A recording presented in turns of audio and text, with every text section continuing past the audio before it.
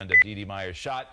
Our political director, Chuck Todd, is here with some of the new polls in the battleground states. So when Team Romney says that the head-to-head matchup nationally is tight, that's not the full story, Chuck. It isn't. And when you look at here, look at these battleground polls. This is everything that has come out in the last week in different states. And I just want to highlight a couple here. Look at Michigan, 14-point gap here for the president. Obviously, the Republicans would like to try to put Michigan in play.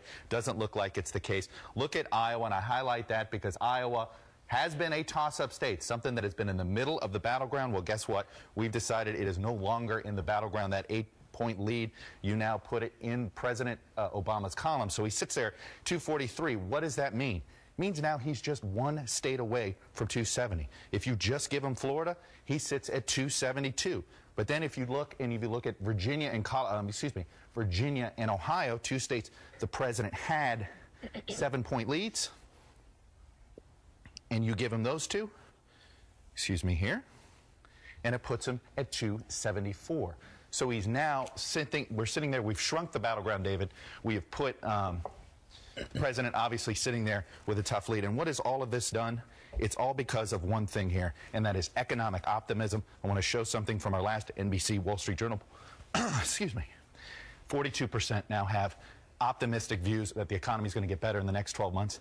The best number in almost 3 years, David. All right, Chuck Todd, thank you very much. From the numbers, you also have the narrative. Here's the Detroit Free Press after that tape recording about the 47%. Here was the headline, Romney's 47%.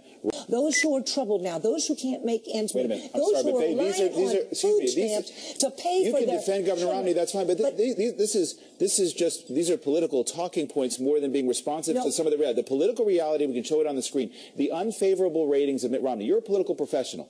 You understand how campaigns operate. If people don't know it, who bears the blame for that? Look at his high unfavorable ratings at 50%, the highest of any candidate running in recent memory. This is an image problem that his philosophical statements in this speech in May to fundraisers only exacerbates.